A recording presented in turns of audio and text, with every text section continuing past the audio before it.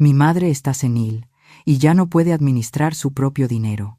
La voz de mi hijo resonó en medio de la sala del tribunal, un grito que se clavó como una puñalada directa en mi corazón. Mi hija sonrió y añadió: «Ni siquiera recuerda su propio nombre». Una risa ahogada recorrió la sala, como si yo no fuera más que una vieja inútil y marchita aferrándose a sus últimas posesiones. Miré a mi hijo, bajó la cabeza, evasivo. Tan cobarde que no se atrevió a mirar a la madre que lo había criado toda su vida. El abogado de ellos abrió su expediente con una sonrisa triunfante. Pero cuando el juez abrió el fajo de documentos, dio un respingo, su rostro se puso pálido como la cera y golpeando la mesa gritó: «Lamen a seguridad». Toda la sala quedó en silencio.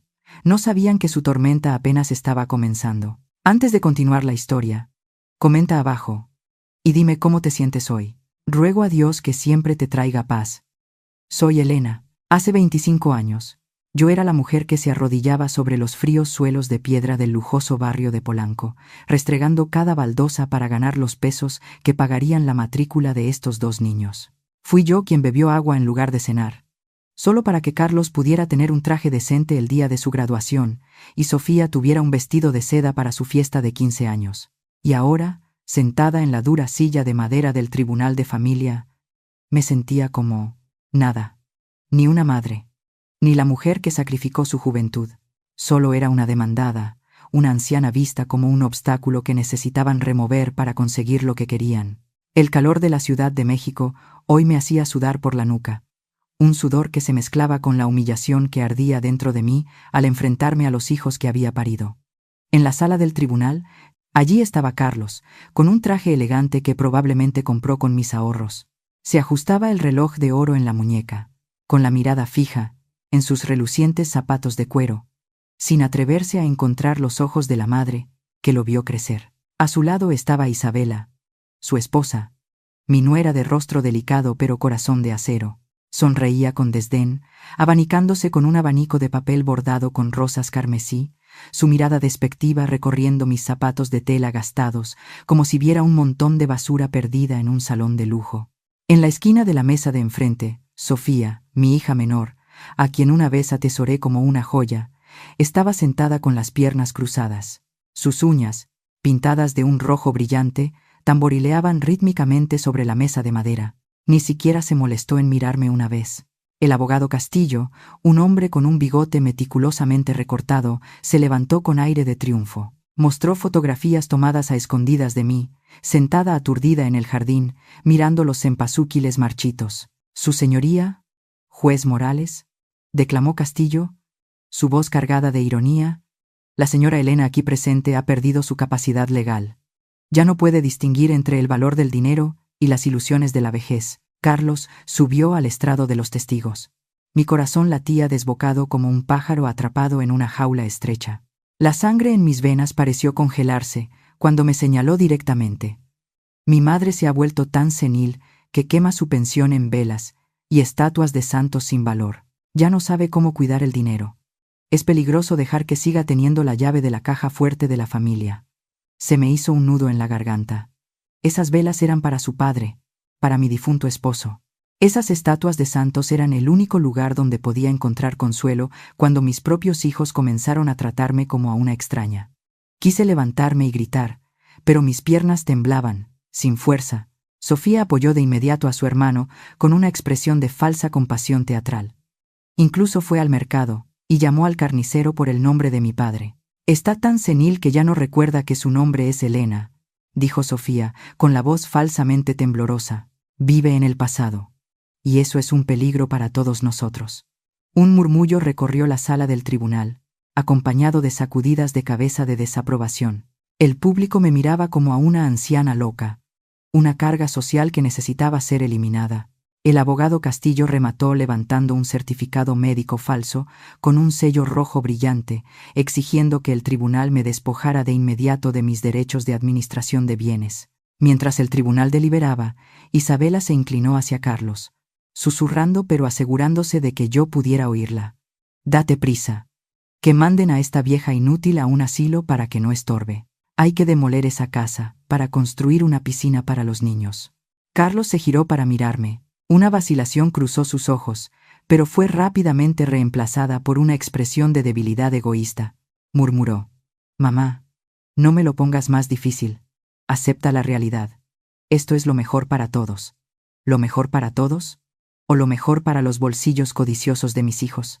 Sentí una corriente helada recorrer mi espalda. Todo mi sacrificio a lo largo de los años solo me había ganado esta traición definitiva. El juez Morales, sentado en su estrado, se limpió sus gruesas gafas y tomó el expediente financiero que mis hijos acababan de presentar. El silencio era tan profundo que se podía oír el chirrido del ventilador de techo. Su mano, que pasaba las páginas, se detuvo de repente. Sus ojos se entrecerraron con sospecha al mirar una página intercalada, una página que Carlos y Sofía, en su exceso de confianza, probablemente no se habían molestado en revisar a fondo. La expresión del juez Morales cambió drásticamente. De una compostura severa, su rostro pasó a una palidez mortal y luego a un rojo intenso de ira.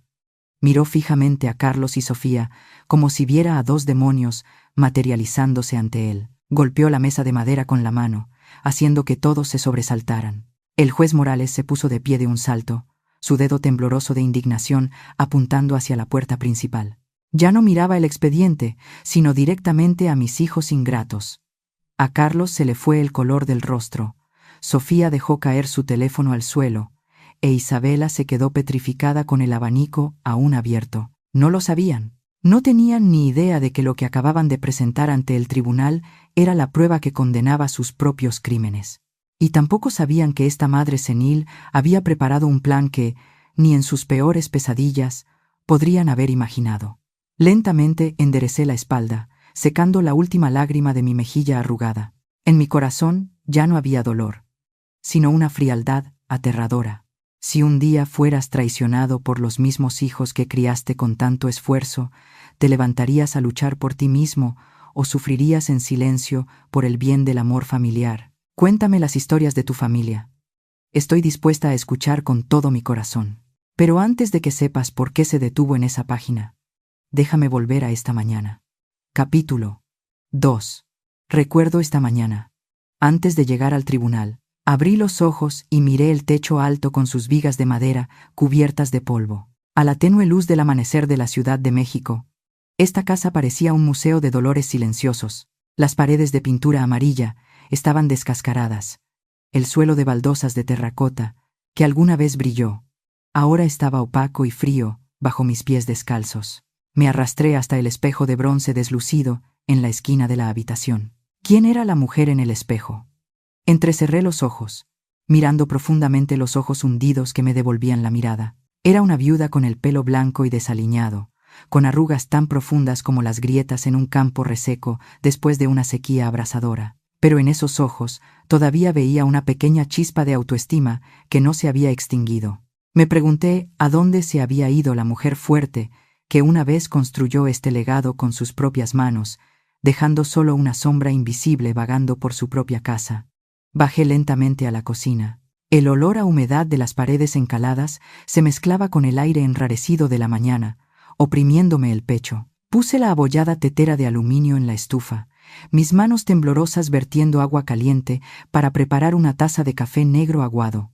Ya no había el rico aroma del café de olla con canela y piloncillo como antes, ahora solo quedaba el sabor amargo de la soledad. Me senté en la larga mesa de comedor, con espacio para 10. Antiguamente, este lugar siempre estaba lleno de risas, el tintineo de los platos y el delicioso aroma de las tortillas recién hechas en el comal. Ahora, sobre la vasta superficie de madera, solo había un plato desconchado y mi trozo de pan duro. Los caros muebles italianos, relucientes, que Isabela, mi nuera, acababa de comprar para reemplazar los viejos, parecían fuera de lugar y fríos. Eran como invasores, empujándome a un rincón oscuro, convirtiéndome en una extraña en mi propio santuario. Me levanté y pasé junto al altar. El retrato de Roberto, mi difunto esposo, todavía sonreía amablemente a través de una capa de polvo. A su lado, los cempasúquiles se habían marchitado, sus pétalos ennegrecidos porque ya no tenía dinero para comprar flores frescas. Toqué el marco frío, un nudo en la garganta. Oh, Roberto, me dejaste un legado de amor, pero ahora solo me queda la desolación entre estas frías paredes. Me eché sobre los hombros un rebozo negro raído, cubriendo cuidadosamente los remiendos de mi blusa. Este rebozo era lo único que aún podía calentar mi corazón.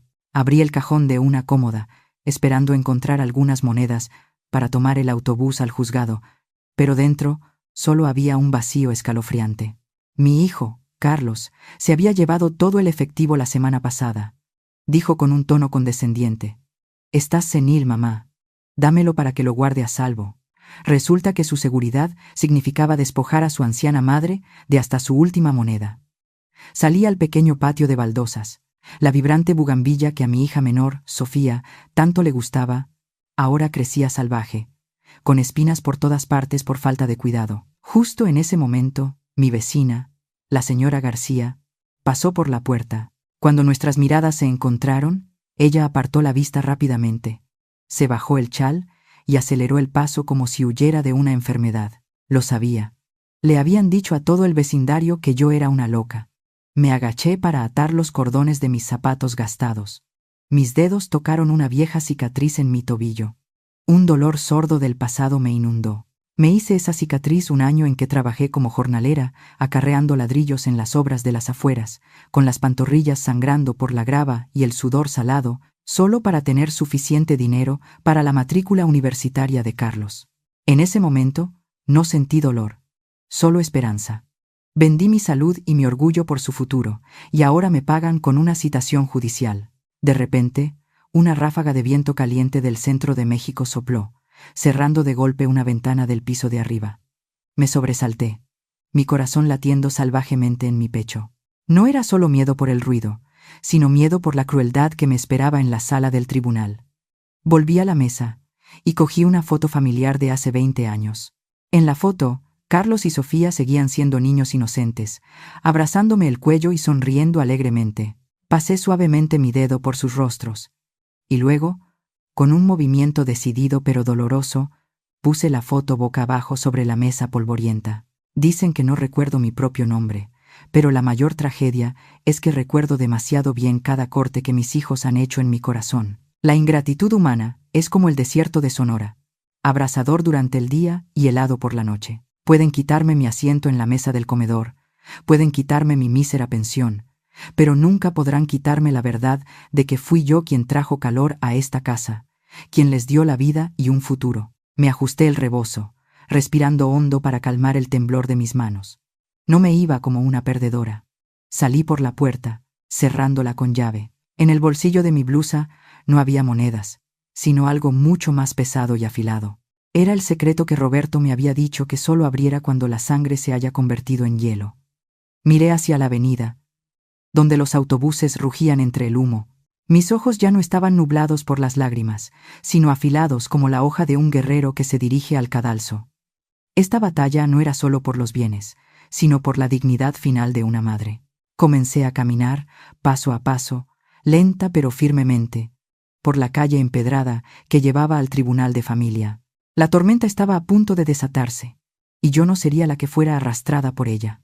Capítulo 3.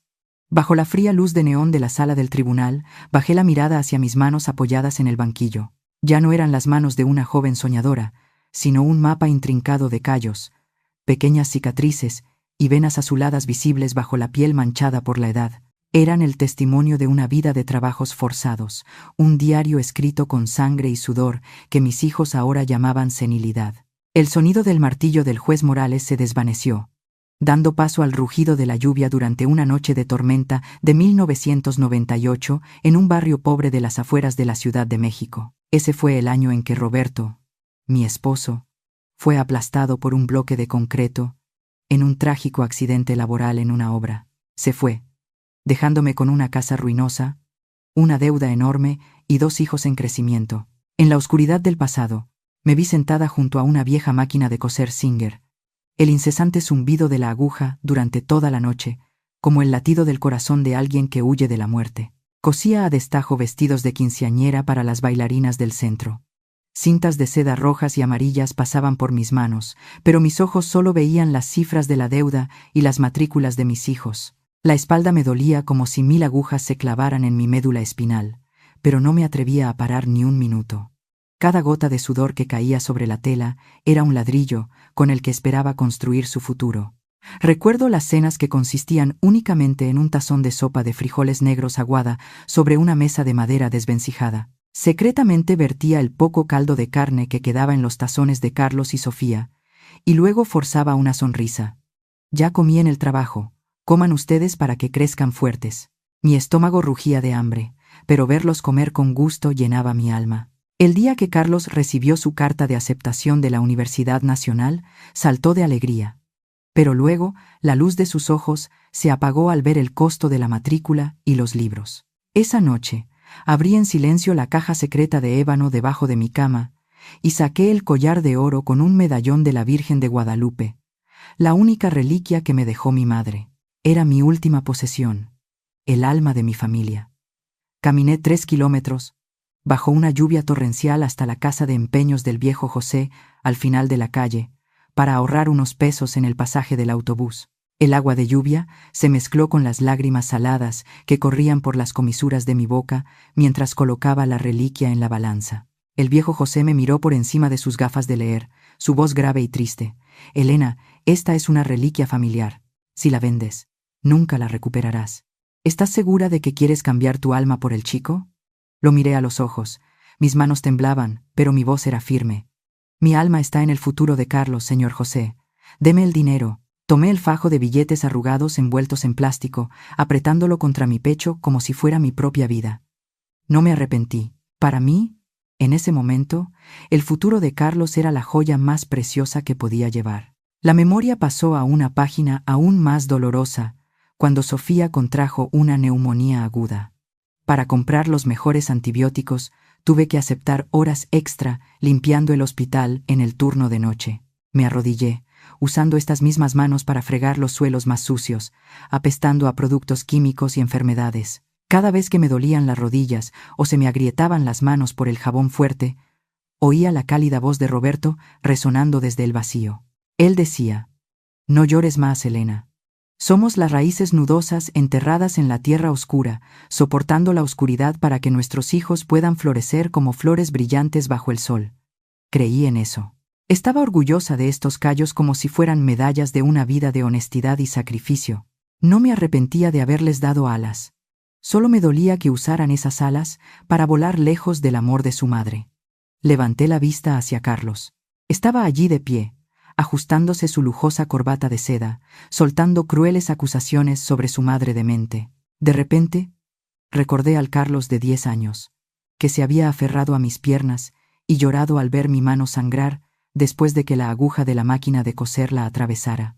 Había prometido: «Cuando sea mayor, te construiré un castillo, y nunca más tendrás que trabajar». Ahora, su castillo era una fría sala de tribunal, y el regalo que me daba era una sentencia que me despojaba de mi dignidad. Había derramado mi sangre para regar su futuro, pero me había olvidado de enseñarles que un árbol nunca debe olvidar sus raíces. El golpe del martillo del juez Morales me sacó de mi doloroso ensueño. La atmósfera en la sala del tribunal volvió a ser extremadamente tensa.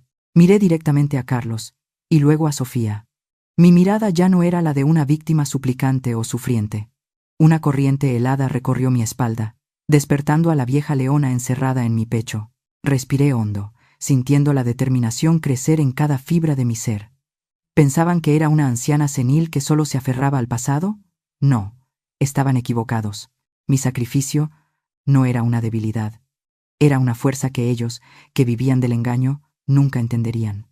Esbocé una leve sonrisa, una cuyo significado solo yo entendía. Esta batalla acababa de comenzar, y les mostraría cómo estas raíces nudosas podían derribar un castillo construido sobre mentiras. Capítulo 4. 3 meses antes del juicio. Mi casa de estilo antiguo, en el barrio de San Ángel. Una propiedad que Roberto compró en sus buenos tiempos y dejó a mi nombre. Un lugar que alguna vez estuvo lleno del aroma de los pasteles recién horneados y el afecto familiar, se transformó de repente en un escenario de falsa ostentación. Carlos y Sofía trajeron abruptamente a sus familias, junto con un equipo de sirvientes uniformados, vinos importados y elaborados platos franceses. Convirtieron la acogedora cocina de una viuda en un frío taller de procesamiento, donde de repente me convertí en una extraña. una mancha en la lujosa alfombra de terciopelo que acababan de extender. Me había levantado al amanecer para preparar personalmente un mole tradicional, esperando que el aroma familiar despertara un poco del amor que quedaba en los corazones de mis hijos. Pero cuando Isabela, la esposa de Carlos, entró en la cocina, con sus tacones de aguja repiqueteando en el suelo de baldosas de terracota, arrugó la nariz como si acabara de entrar en un basurero. Isabela usó 2 dedos perfectamente cuidados para pellizcar el viejo delantal que llevaba puesto y lo arrojó a un rincón, sin dudarlo. ¡Oh, Dios mío! Este olor a especias baratas se va a pegar a mi vestido de diseñador de $1000. Señora Elena, la próxima vez, por favor, quédese en su habitación y no ensucie más esta cocina, ¿quiere? Me quedé helada. Mis manos, todavía cubiertas de harina, comenzaron a temblar. Carlos estaba en la puerta. Lo vio todo. Lo oyó todo. Pero en lugar de defender a su madre, solo miró el delantal en el suelo y se giró para ajustar el cuello de la camisa de su esposa. Invitó a un importante socio comercial a la casa, presumiendo de las pinturas al óleo y los muebles de roble, cosas que su padre y yo habíamos ahorrado toda la vida para comprar, como si todo le perteneciera ya. Cuando intenté conservar un poco de mi dignidad restante sirviendo una bandeja de bebidas a los invitados, Sofía de repente estiró la pierna, calzada con zapatos de marca, para hacerme tropezar. Me tambaleé ligeramente, derramando agua sobre la mesa y manchando el mantel meticulosamente bordado a mano. Sofía no me ayudó. Se rió y se volvió hacia el invitado con una expresión teatral y sugerente. «Disculpe, señor. Mi madre ha estado muy torpe últimamente. Está tan senil que ni siquiera puede caminar por su propia casa sin tropezar». Carlos se acercó, pero no para preguntarme si estaba bien. Me arrebató la bandeja de las manos, sus ojos brillando de ira como si hubiera cometido un crimen grave. «Mamá, por favor, no me avergüences más delante de mis socios. ¿Cuántas veces te he dicho que te quedes quieta?» Durante la cena, me sentaron en la esquina más alejada de la mesa, donde la luz del candelabro no llegaba. Me senté allí, invisible en medio de las conversaciones sobre bienes raíces, el mercado de valores y las vacaciones en Cancún. Sentía que el pecho se me oprimía. Un nudo en la garganta cada vez que oía a Isabela susurrarle al oído a Carlos: «Esta casa es demasiado grande para una anciana al borde de la tumba». ¡Qué desperdicio! La cúspide de la crueldad llegó cuando Carlos me empujó una carpeta encuadernada en cuero. Habló en voz baja, una falsa dulzura más aterradora que cualquier grito. «Mamá, esto es solo un nuevo formulario de registro de seguro médico. Fírmalo aquí, para que me sea más fácil cuidarte». Me puse las gafas, mis manos envejecidas pasando las páginas. El corazón se me encogió al ver la letra pequeña. Poder notarial para la administración total de bienes. Querían que firmara la sentencia de muerte de mi propia libertad. Cuando cerré lentamente la carpeta y me quité las gafas, Carlos golpeó su copa de vino contra la mesa. El vino tinto salpicó mi blusa blanca, manchándola como sangre fresca. Todo el comedor se quedó en silencio. Carlos acercó su rostro al mío, el fuerte olor a alcohol y una codicia enloquecedora emanando de cada uno de sus poros. «Deja de ser tan terca. Estás vieja. Tu mente está podrida. ¿Por qué te aferras a esta casa cuando ni siquiera recuerdas cómo gastar el dinero de una manera que se ajuste a nuestro estatus?» Miré directamente a los ojos de mi hijo. El niño por el que una vez sacrifiqué mi vida ahora sostenía un cuchillo invisible, apuñalándome en el lugar más doloroso. Hoy, no solo derramaron vino en mi blusa, derramaron el fin de nuestro vínculo familiar. No lloré. Mis lágrimas se habían secado en el momento en que vi la frialdad en sus ojos. Me levanté y salí silenciosamente de la mesa, dejando atrás las maldiciones de mi hijo y la risa triunfante de mi nuera. Caminé por el oscuro pasillo, sintiendo una completa lucidez extenderse por mi mente. ¿Pensaban que era una anciana senil fácil de manipular? ¿Se olvidaban de que antes de ser una madre gentil, yo había sido la mujer que se enfrentó al mundo sola para protegerlos? Mi silencio no era rendición, era la calma antes de un diluvio. Un plan comenzó a formarse en mi mente, afilado y decisivo como un bisturí. Esa noche, el amor maternal murió, y una mujer de acero renació. Capítulo 5. 2 semanas antes del juicio. Una tarde. El resplandor carmesí del atardecer de la Ciudad de México se filtraba por las altas ventanas, dejando largas rayas en el suelo de baldosas de terracota que parecían manchas de sangre fresca. En la quietud de la sala de estar, Solo se oía el tic-tac seco del reloj de péndulo y los pesados y cansados latidos de mi corazón. Después de la humillante cena de hace 3 meses, pensé que no tenía nada más que perder.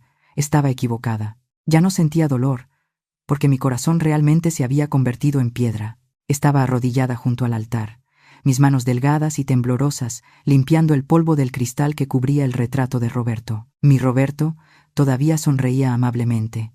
Sus ojos parecían consolarme en medio de esta tormenta, pero esa breve paz fue destrozada por un ruido espantoso. La pesada puerta de roble fue empujada con fuerza, golpeando la pared con un sonido estrepitoso que resonó por toda la vieja casa. Carlos y Sofía entraron, su actitud agresiva como la de cobradores de deudas. Detrás de ellos iban 2 hombres corpulentos de rostro impasible, con uniformes de una empresa de mudanzas, llevando grandes cajas de cartón grises. Antes de que pudiera ponerme de pie, Isabela pasó a mi lado como un espectro malévolo. Ni siquiera me miró una vez. Sus ojos codiciosos solo recorrieron el área del altar, el lugar más sagrado, el alma de esta casa. Señaló las vasijas de cerámica de Talavera y las velas de cera de abeja, ordenando con una voz autoritaria y arrogante que apestaba a dinero: limpien este montón de basura supersticiosa. Mi esposo necesita espacio para su nuevo sofá de cuero italiano importado. Estas cosas polvorientas arruinan el ambiente lujoso de la casa. Un hombre brusco barrió del suelo las flores de cempasúchil secas. El sonido de las velas de cera de abeja, siendo aplastadas por zapatos de cuero, sonó como huesos humanos siendo triturados. Corrí hacia adelante, extendiendo los brazos para proteger el incensario y el retrato de Roberto, mi mirada suplicante dirigida a Carlos, el hijo que había criado con mi propia carne y sangre. Carlos, mijo, ¿ves lo que están haciendo? Este es el altar de tu padre, el lugar más sagrado de nuestra familia. Carlos no me miró, me dio la espalda, fingiendo estar ocupado examinando una grieta invisible en la pared. Su silencio cobarde fue como un cuchillo oxidado clavado profundamente en mis pulmones, dejándome sin aliento. Sofía se acercó, recogió la caja de madera que contenía las cartas de amor de Roberto y mías de la época de la guerra. La abrió, la miró con desdén y la arrojó directamente a una papelera en medio de las flores marchitas y las velas rotas. Mamá, papá murió hace mucho tiempo. Estas cosas solo te vuelven más senil, dijo Sofía con una mentira descarada y una sonrisa venenosa. Temblando, recogí la caja, apretándola contra mi pecho. Las lágrimas corrían por mis mejillas arrugadas, pero no pude pronunciar palabra por la abrumadora injusticia. En ese momento, miré a Carlos, no como a mi hijo, sino como a un extraño que llevaba la sangre de mi esposo, alguien que había vendido su alma al diablo. Isabela se acercó y tiró bruscamente del mantel bordado a mano, la única reliquia que me dejó mi madre. El incensario y el retrato de Roberto se deslizaron, golpeando el borde de una mesa de cerámica antes de caer torcidos al suelo. Se inclinó, acercando su rostro al mío, el abrumador perfume caro ahogando por completo el puro aroma del incienso. ¿Por qué te aferras a este montón de recuerdos podridos?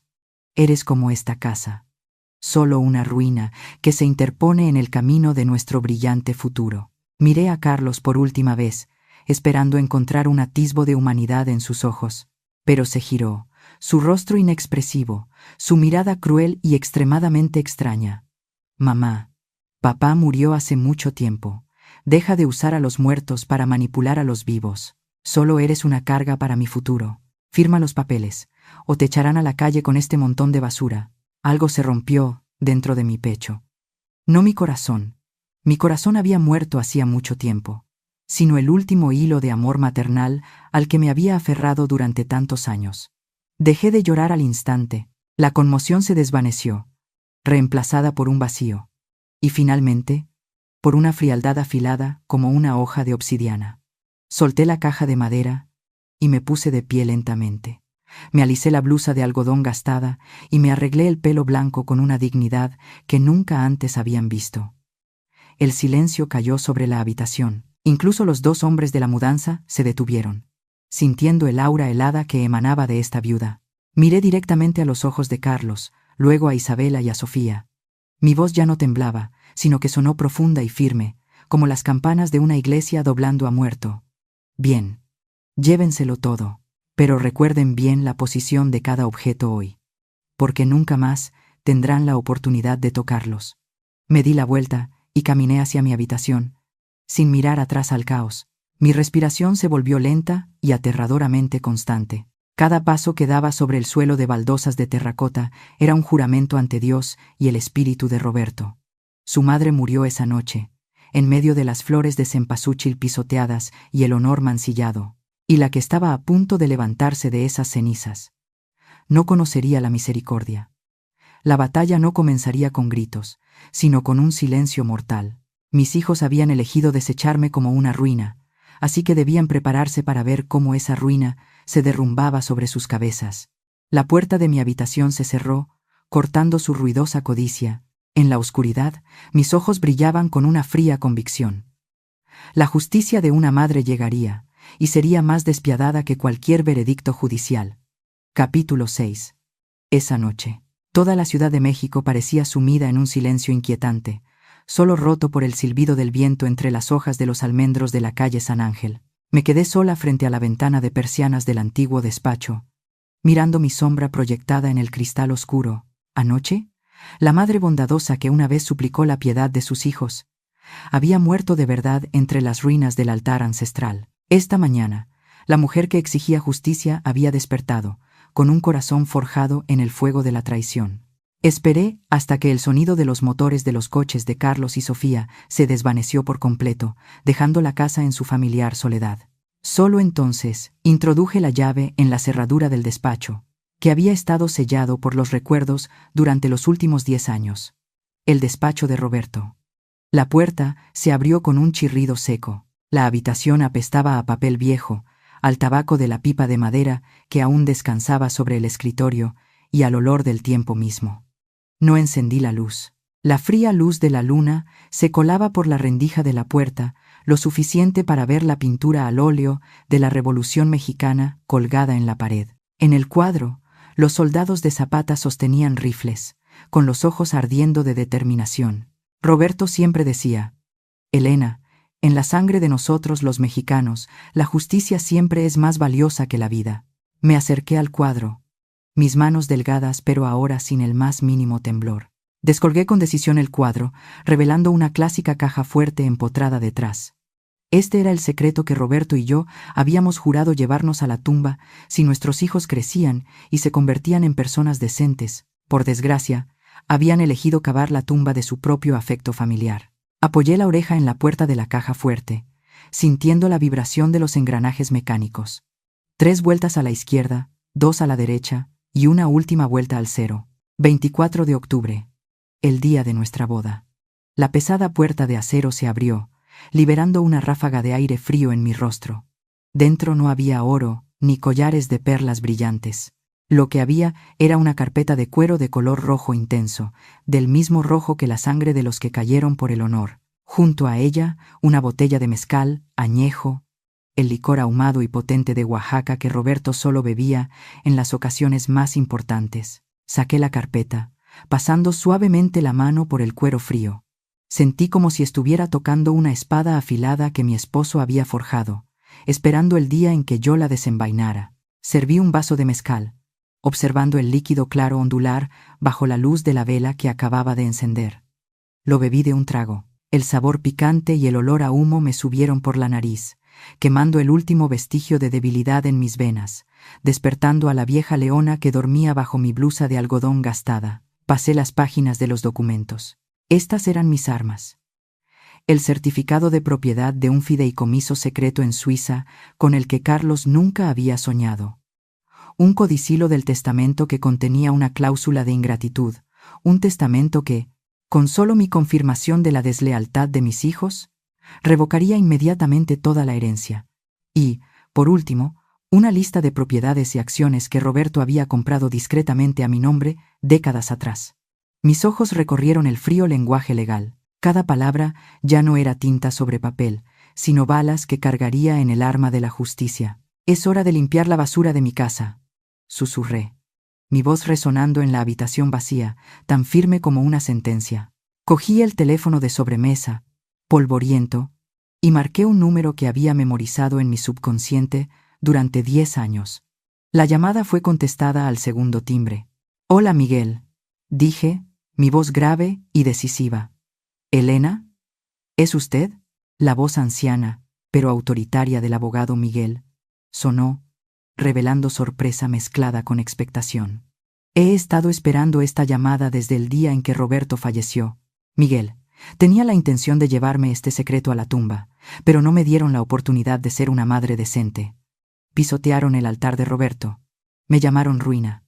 Apreté la carpeta roja en mi mano. La paciencia es la dignidad de una madre, pero el castigo es la última lección que debo enseñarles. Entiendo, Elena. ¿Qué quiere que haga? Miré fijamente mi reflejo en el cristal oscuro de la ventana. Ya no veía a una anciana senil y patética. Veía a una mujer que tenía el poder de la vida y la muerte. La verdadera patrona de esta familia. Miguel. La tormenta ha acumulado suficiente carga. Active el protocolo número 9. Es hora de recuperarlo todo. Colgué. Una extraña serenidad se apoderó de mi mente. Salí del despacho, cerrando y echando la llave lentamente. Mañana, en el tribunal, traerían sus certificados médicos falsos, sus sonrisas triunfantes y su codicia sin fondo. Pensarían que estaban ascendiendo al trono, pero no sabían que ese trono estaba colocado sobre la boca de un volcán, a punto de entrar en erupción.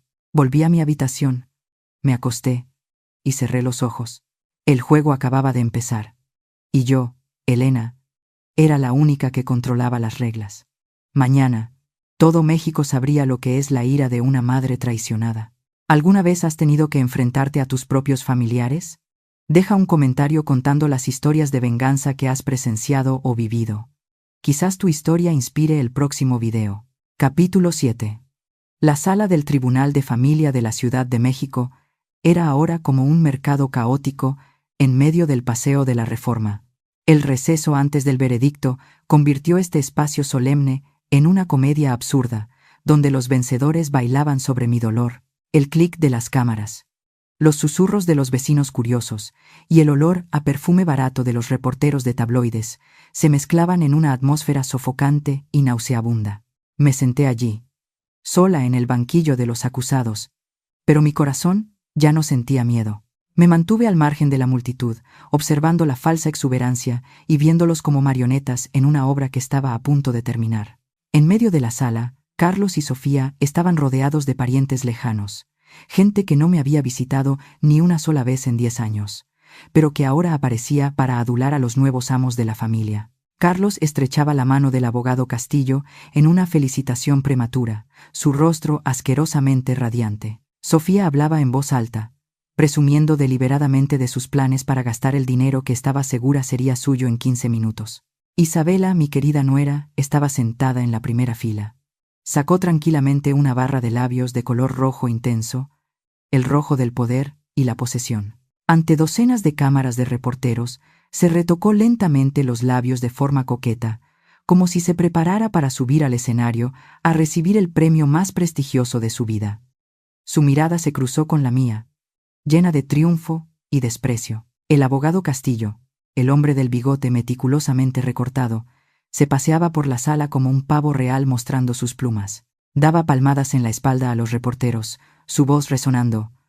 No solo estamos reclamando los bienes, estamos cumpliendo con un deber humanitario, proteger el patrimonio familiar de la devastación de una anciana que ha perdido la razón.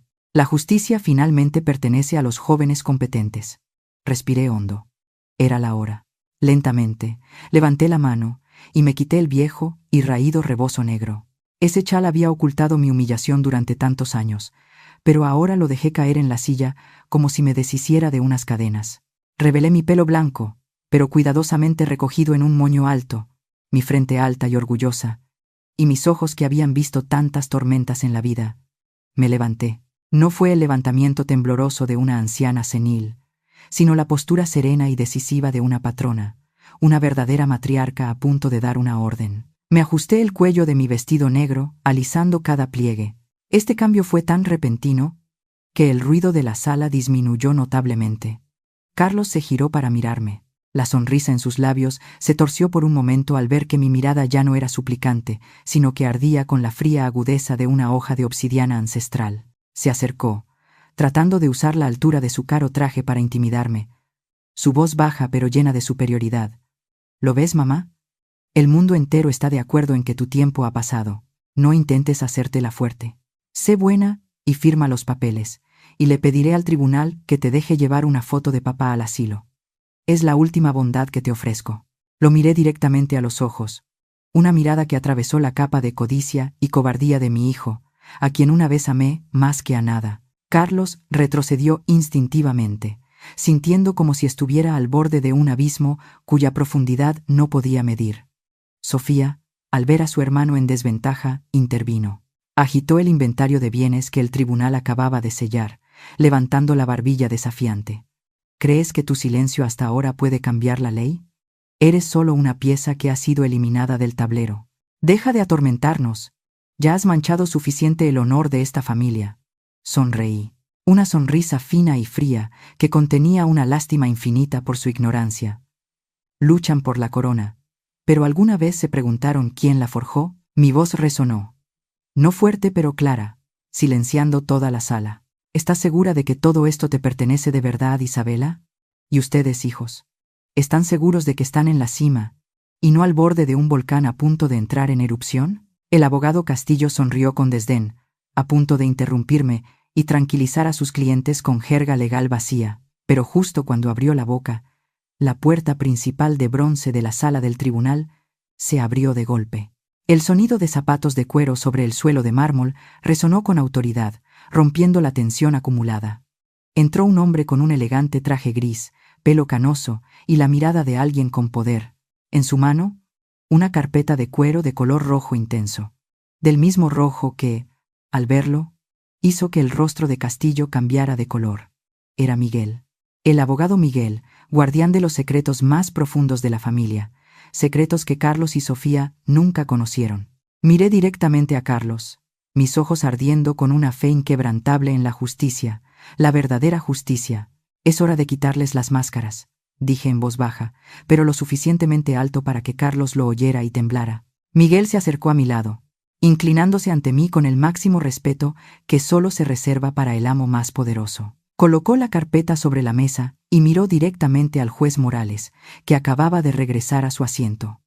Toda la sala contuvo la respiración. Su batalla falsa había terminado. Y mi purga comenzaba oficialmente. Capítulo 8.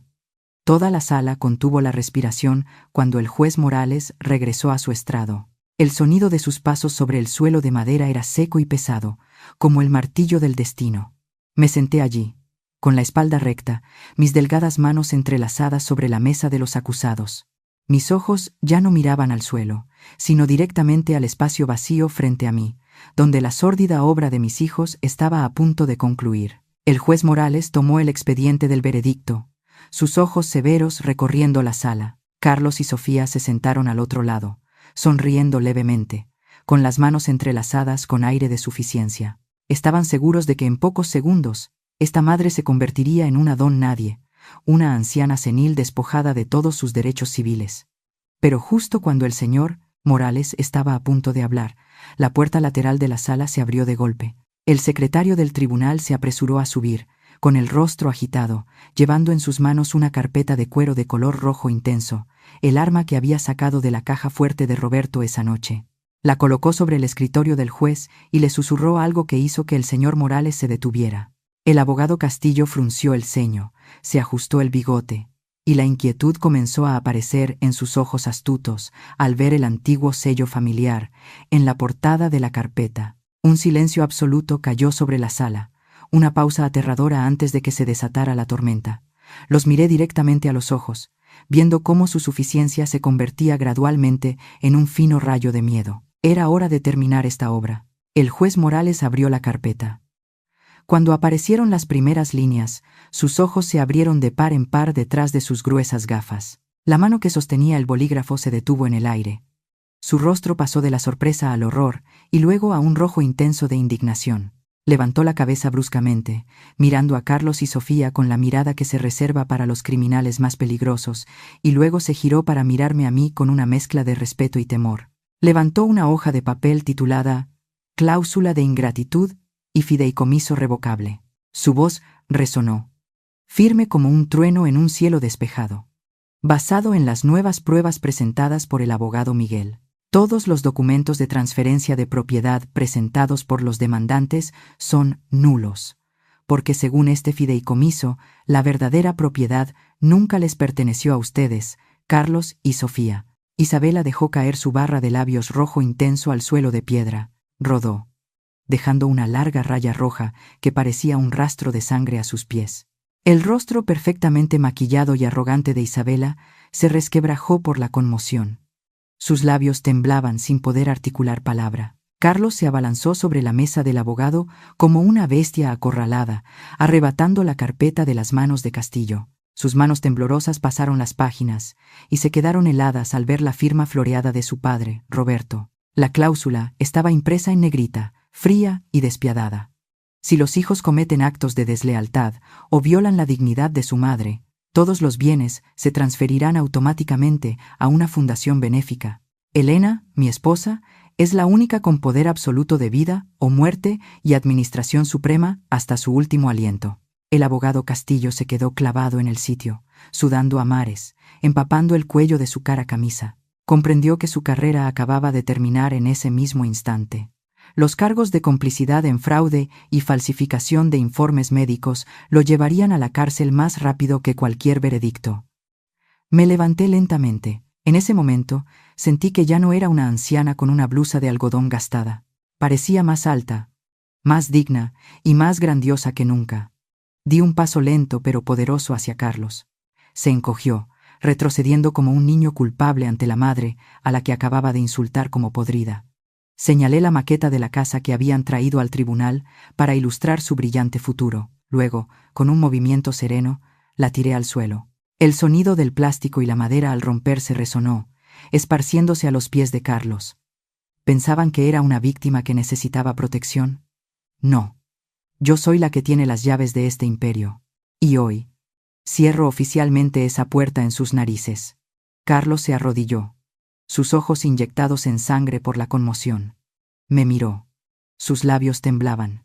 Mamá, solo me preocupaba el futuro de la familia. ¿Familia? Lo interrumpí, mi voz tan fría como el hielo polar. Pueden quitarme mi bondad, pero nunca tendrán el derecho de tocar mi honor. La dignidad de una madre no es algo con lo que puedan negociar en la balanza de los bienes. Sofía se desplomó en su silla, sollozando. No era por arrepentimiento de haber herido a su madre, sino porque se dio cuenta de que la tarjeta de crédito dorada en su cartera era ahora solo un trozo de plástico sin valor. Todo el glamour, los perfumes caros y las fiestas en lomas se desvanecieron como un espejismo en el desierto. El juez Morales golpeó el martillo con firmeza. El tribunal declara: se congelan todos los bienes y cuentas bancarias de Carlos y Sofía para investigar los cargos de fraude y maltrato a personas mayores. Policía Judicial. Acompañen a las partes implicadas a la comisaría inmediatamente. El sonido de las esposas resonó. Carlos y Sofía fueron escoltados entre el asombro de la prensa y el público. Los flashes de las cámaras parpadearon sin cesar, capturando la caída de los herederos fallidos. Me di la vuelta y me marché, mi sombra alargándose bajo la luz oblicua de la sala del tribunal. No miré atrás ni una sola vez.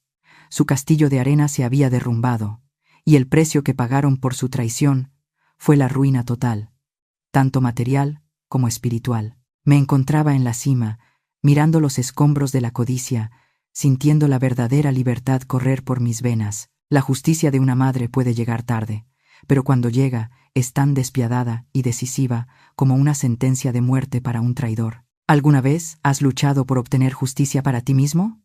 Comenta, para recibir algo de empatía. Capítulo 9. El aguacero de verano en la Ciudad de México no trajo su habitual frescura. Solo hizo que la humillación de los traidores fuera más sórdida y espesa que el barro bajo sus pies. Me paré en los altos escalones del porche de mi casa, resguardada bajo el antiguo arco de arquitectura colonial, mis ojos observando fríamente el acto final que se desarrollaba en la avenida San Ángel. Esta casa, que alguna vez fue un santuario de afecto familiar, ahora expulsaba a los parásitos como un cuerpo sano expulsa toxinas. Bajo la lluvia torrencial, la máscara de la falsa aristocracia se había desintegrado por completo. Los vi retorcerse como peces fuera del agua, sintiendo repugnancia por el afecto que una vez les tuve. Carlos, el hijo que una vez se autodenominó un exitoso hombre de negocios, ahora se veía patético con su traje de diseñador empapado, sus hombros caídos por la humillación. La policía judicial estaba pegando fríamente sellos rojos en su lujoso coche. Cuando Carlos intentó abalanzarse, sus manos temblorosas, tratando de arrebatarle las llaves al oficial, fue apartado bruscamente. Cayó de bruces en un charco de agua de lluvia turbia, su rostro, habitualmente arrogante, ahora lleno de conmoción y cobardía. A su lado, Isabela, la mujer que siempre caminaba con la cabeza alta en sus vestidos de diseñador de miles de dólares, ahora parecía un desastre después de una tormenta. Su pelo estaba revuelto, su caro maquillaje corrido por la lluvia, revelando un rostro pálido, resentido y envejecido por el miedo. Metía frenéticamente sus bolsos Hermès en maletas rotas, sin importarle que el barro salpicara el cuero de lujo. Sofía estaba sentada en la acera, su vestido de seda rosa manchado de barro, aferrada a su teléfono con el servicio cortado. Su mirada vacía fija en las bolsas de basura negras que contenían su propia ropa, tiradas descuidadamente en la acera. Me quedé allí, en silencio como un juez, observando la ejecución de una sentencia final. Sin gritos, sin destrucción. Solo un gesto de mi dedo esta mañana había hecho que todos los guardias de seguridad y la policía judicial aparecieran para limpiar esta suciedad. Carlos levantó la vista. Al verme allí, seca y digna junto al abogado Miguel, un destello de la más vil esperanza apareció en sus ojos. Se arrastró por los charcos hacia los escalones, extendiendo sus manos embarradas hacia mí. Su rostro se contorsionó, tratando de forzar una sonrisa suplicante que parecía más patética que el llanto. Mamá, mamá, nos equivocamos. Fue solo un momento de debilidad. No podrías soportar ver a tus nietos dormir en la calle, ¿verdad? Siempre has sido la más misericordiosa, la madre más grande de todas. Isabela, al ver a su esposo suplicar, se apresuró a arrodillarse junto a Carlos. Juntó las manos como si rezara ante un santo, pero sus ojos solo revelaban un cobarde miedo a la muerte. Mamá, te lo ruego. Todavía tengo estos bolsos. Mis joyas. Sollozó, todavía aferrada a la maleta. Miré a Isabela, mi mirada afilada extinguiendo su última ilusión. ¿Crees que esos artículos de diseño pueden comprar la dignidad que has podrido? Tú y tus lujos no son más que una fina capa de pintura sobre una pared podrida. Lárgate de aquí inmediatamente antes de que llame a más policías por robo de bienes familiares. Carlos intentó tocar el dobladillo de mi vestido, pero retrocedí fríamente un paso. La distancia entre nosotros ya no eran unos pocos escalones, sino un abismo de afecto cortado. Mamá, soy de tu sangre, gimió Carlos. Me incliné, mirándolo directamente a sus ojos embarrados. No me llames madre. Esa madre amable y débil murió la noche que le diste la espalda. La noche que dejaste que tu esposa pisoteara el altar de tu padre. No tengo un hijo con un alma tan cobarde. Mi afirmación fue tan firme como un cuchillo que cortaba todos los lazos familiares. Carlos se quedó helado, dándose cuenta de que el corazón de la madre, que siempre pensó que era fácil de controlar ahora, se había convertido en acero frío. La multitud de vecinos comenzó a señalar. La gente que Isabela había despreciado, los que les habían oído decir que yo era una anciana loca, ahora los miraban con una mezcla de desprecio y amarga satisfacción. El honor de la familia que Roberto y yo habíamos construido con tanto esmero había sido manchado por ellos, y ahora era el momento de que pagaran ante toda la comunidad. Los miré por última vez. El sentimiento de satisfacción se desvaneció, dejando solo una extraña serenidad. Saqué de mi bolsillo un pañuelo blanco impecable, el que usé para limpiar el retrato de Roberto anoche. Lo arrojé suavemente donde Carlos estaba arrodillado. El pañuelo blanco cayó en el charco de barro, ennegreciéndose lentamente y hundiéndose, una metáfora cruel de sus almas. No se equivocaron. Simplemente calcularon demasiado bien, pero se olvidaron de tener en cuenta que una persona misericordiosa también sabe usar un cuchillo cuando está acorralada. Recuerden esto. La justicia puede llegar tarde, pero siempre sabe la dirección exacta de los traidores. Me volví hacia el abogado Miguel y asentí levemente. Un fuerte estruendo sonó cuando la imponente puerta de hierro negro se cerró, separando mi mundo de la suciedad que lloraba bajo la lluvia. El sonido seco de la cadena al cerrarse puso fin a su presencia en mi vida para siempre. Me di la vuelta y entré en la casa, viendo cómo los empleados comenzaban a limpiar los restos de muebles. El olor a lluvia, el olor a un nuevo comienzo, reemplazaba gradualmente el caro y arrogante perfume de Isabela. Limpiar la basura es un trabajo agotador, pero la sensación de una casa purificada no tiene precio. De ahora en adelante, este lugar estaría libre de traición, libre de crueles conspiraciones. Respiré hondo, sintiendo la libertad filtrarse en cada fibra de mi ser. Una nueva vida, verdaderamente mía, comenzaba aquí. Capítulo 10. Ha pasado una semana desde que la tormenta arrasó el tribunal. Esta mañana me desperté cuando los primeros rayos de sol del altiplano mexicano comenzaron a danzar sobre la pared amarilla de la vieja casa. Me estiré y caminé lentamente hacia la ventana de roble de mi habitación, que había sido pulida de nuevo. Al abrir la ventana, una ráfaga de aire fresco y extrañamente puro llenó mis pulmones. Traía el aroma de la tierra húmeda después de la lluvia de anoche, el olor a hierba recién cortada y la dulce fragancia de los jazmines en flor. Respiré hondo, sintiendo mi pecho tan ligero como si me hubieran quitado una piedra de 1000 kilos que me había pesado durante décadas. No más el sabor amargo del resentimiento, no más la sensación sofocante de la traición. Solo serenidad. Una serenidad que tuve que comprar con sangre y lágrimas. Salí de mi habitación y caminé por el largo pasillo de baldosas de terracota. La casa era diferente ahora. Los ostentosos sofás de cuero italiano importado, los llamativos muebles que Isabela había traído para hacer alarde de su falsa riqueza, todo había desaparecido. En su lugar había muebles de madera rústicos, coloridas alfombras tejidas a mano de Oaxaca y vasijas de cerámica de Talavera llenas de vida. La casa ya no era un escenario para conspiraciones. Se había convertido de nuevo en un hogar, cálido, humilde y lleno del aliento de los recuerdos. Me detuve frente al altar. Había pasado todo el día de ayer restaurándolo a su máximo esplendor. Grupos de vibrantes flores de cempasúchil amarillas, símbolo de la eternidad en la cultura mexicana, rodeaban el retrato de Roberto. Encendí una varilla de incienso de sándalo, observando el fino humo serpentear ante la amable sonrisa de mi esposo. «Roberto», susurré. Mi voz ya no temblorosa, sino llena de un orgulloso orgullo. He mantenido nuestra casa, pero lo más importante, he aprendido a amarme a mí misma por encima de todo. No dejé que el honor de esta familia fuera manchado por la codicia. Puedes descansar en paz.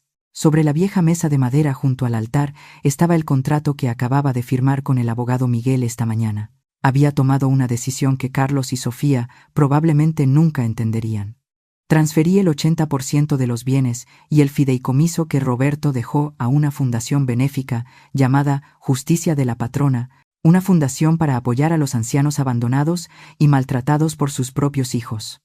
Solo me quedé con esta casa y una pequeña suma de dinero suficiente para vivir mis últimos días en paz. No necesitaba ceros interminables en mi cuenta bancaria para sentirme poderosa. El verdadero poder residía en poder darlo todo sin el más mínimo arrepentimiento. Salí al jardín trasero. El sol ya estaba alto, iluminando cada hoja verde todavía cubierta de gotas de rocío que brillaban como diamantes. Me agaché y usé mis manos delgadas pero limpias y fuertes para cultivar la tierra alrededor del viejo naranjo del rincón. Cuando mis dedos tocaron la madre tierra, sentí la vida fluir, silenciosa pero persistente. Miré mis manos bajo la luz del sol, los callos, las pequeñas cicatrices de años de duro trabajo en obras de construcción, de largas noches en la máquina de coser. Ya no eran marcas de sufrimiento o humillación.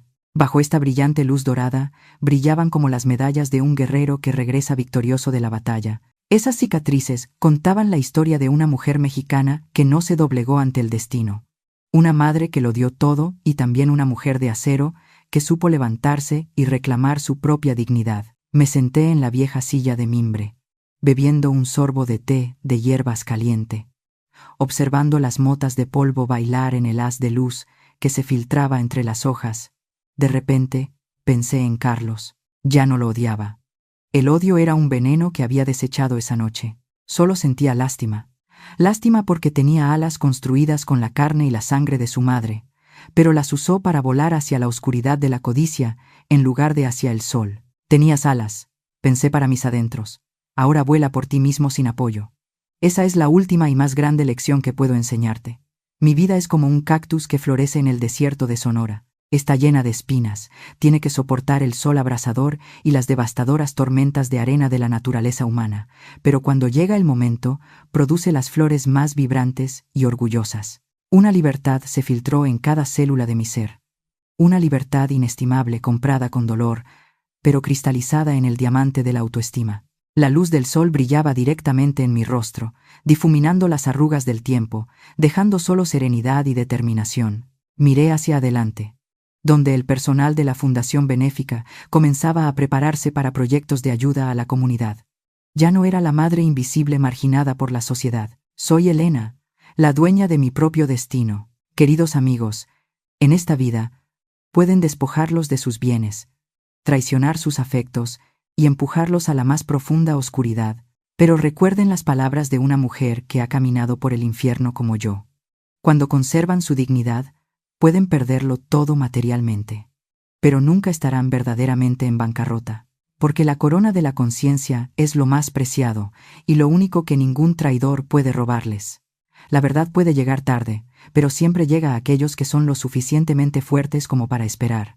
Nunca cambien su identidad por una falsa paz. Manténganse erguidos, porque ustedes son los únicos que tienen la llave de su propio reino. Si creen que la justicia siempre existe y que la dignidad es lo más preciado en la vida, suscríbanse al canal para ayudarme a difundir esta verdad, para que nadie más tenga que sufrir la invisibilidad en su propia casa. Gracias por acompañarme hasta el final de este camino.